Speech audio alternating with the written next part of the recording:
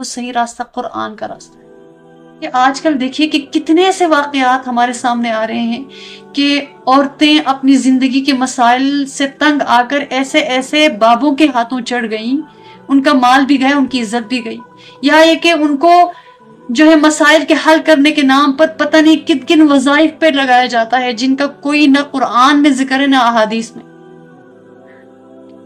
سارا 24 گھنٹہ کہتے ہیں یہ کرتے رہو۔ کسی کو تعویذ گنڈوں پہ لگایا جاتا ہے اور سراسر اس پہ لگایا جاتا ہے، کہتے چھوڑ دو نماز، بس تعویذ گلے میں لٹکاؤ کام ہو جائے گا، چھوڑ دو نماز قرآن پاک پڑھنا، بس یہ لفظ اس کو جو ہے نا وظیفے کے طور پر پڑھتے رہو تمہارا۔ یعنی ایک تو یہ انتہا ہے، دوسری طرف ہماری بچیاں، ہماری جوان نسل، ہماری بیٹیاں میرے اور آپ کے سامنے کتنی بچیوں کو مارا گیا ہے، کسی کا سر کاٹ کے پھینکا گیا، کسی کے گھر میں آ کر اس کے بیڈ روم میں آ کے اس کو گولیاں اس کے اوپر اس کے سینے میں اتار کر بندہ لڑکا جا رہا ہوتا ہے، کوئی کسی کا شوہر اس کو مار رہا ہے، تو کوئی لڑکی خودکشی کر رہی ہے، کیا نہیں ہو رہا۔ یہ ٹین ایج کی لڑکیاں ہیں، سب 20 سال سے چھوٹی، اور یہاں پہ قانون پاس ہو رہا ہے کہ 18 سال سے پہلے شادی نہیں ہو سکتی، لیکن ادھر سے 15 سال کیا 12 سال کی بچیاں ٹک ٹاک اسٹار بن کر بیٹھی ہوئی ہوتی اور وہ پوری دعوت دے رہی ہوتی ہیں کہ ہم سا کوئی ہو تو سامنے لاؤ۔ ادھر یہ ہے، یعنی وہ کیا مقصد ہے، وہ کس لیے وہ لڑکیاں اپنی حسن کی، اپنی خوبصورتی کی تشہیر کرتی ہیں، ادھر کہا جاتا ہے کہ 18 سال سے پہلے شادی نہیں ہو سکتی۔ بالکل جہاں پہ ظلم ہے، جہاں پہ زیادتی ہے، جہاں پہ بابوں کے ساتھ چھوٹی بچیوں کی شادیاں ہوتی ہیں، جہاں پہ وٹا سٹا جو بھی سسٹم ہوتا ہے، جو دین کے خلاف چیزیں ہیں، ان کے لیے قانون پاس کریں نا۔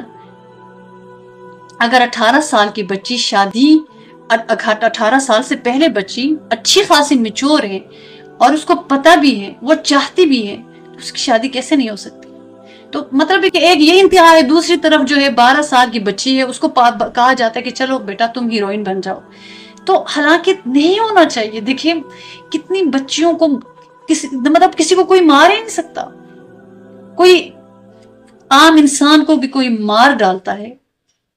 اللہ پاک نے کیا فرمایا، اللہ کے محبوب نے کیا فرمایا، چاہے وہ بد کردار بھی ہو، اللہ کو حق ہے، اللہ کے رسول کو شریعت کے اکارڈنگ حق ہے، ورنہ تو کسی کو حق حاصل نہیں ہے۔ ایون کہ وہ خود بھی خود کو نہیں مار سکتا، کوئی اور اس کو کیسے مار سکتا ہے؟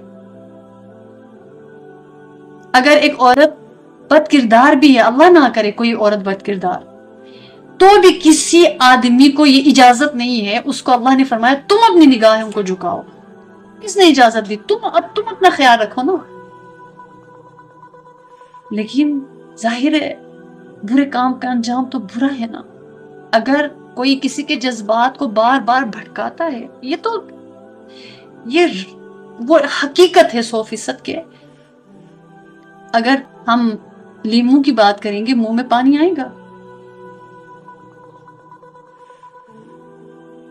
سورج کی شعاؤں سے گرمی تو لگے گی، برف باری میں سردی تو لگے گی، تو یہ تو کوئی ایسی دوسری بات ہی نہیں ہے کہ جو دعوت دی جائے گی اس کا تو اثر ہوگا۔